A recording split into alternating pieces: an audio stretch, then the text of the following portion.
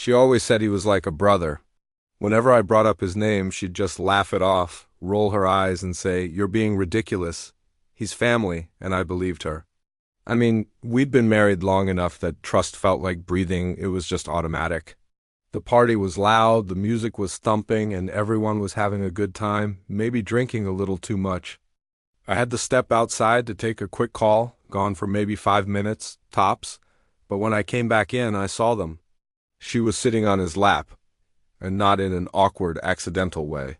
It was comfortable, it was familiar.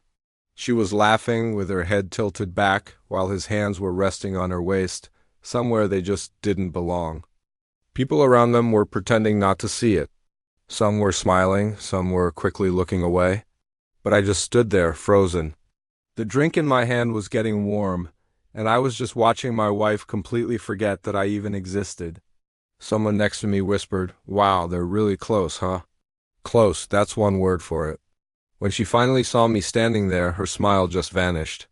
She shot up so fast, she knocked over a chair. And the first words out of her mouth were, "It's not what it looks like." I just nodded slowly. "You're right," I said. "It's worse." The drive home was silent for me, but she couldn't stop talking. She blamed it on the alcohol, said they were just joking around, that it was no big deal.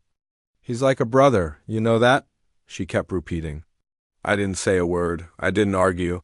When we got back home, I sat down on the couch and just played something from my phone. It was an audio file I'd accidentally recorded. When I walked back into that room, my phone was still recording a voice memo. It captured everything. Her laughter, his low voice, and then someone in the background saying, "You two act like you're married already?" The silence in our living room was deafening. She just stared at the floor. Finally, she whispered, "I didn't think you'd hear that." "That's the problem," I said quietly. "You didn't think about me at all." After that, the truth started to come out bit by bit. The late-night calls I didn't know about. The private jokes that I was never a part of. Lines that were crossed, then erased, then crossed all over again. She insisted it wasn't technically cheating. It was just emotional, just harmless fun. But marriages don't break from a single moment. They crack slowly, from a pattern of tiny fractures. I moved into the spare room that night. A week later, I moved out completely. She asked me if I was really ending our marriage over one stupid party.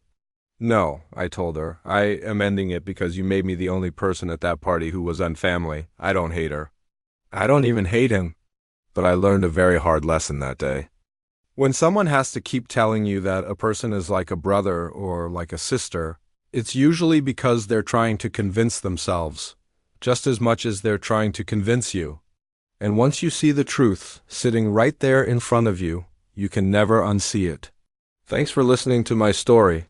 If you've been through something similar, remember you're not alone.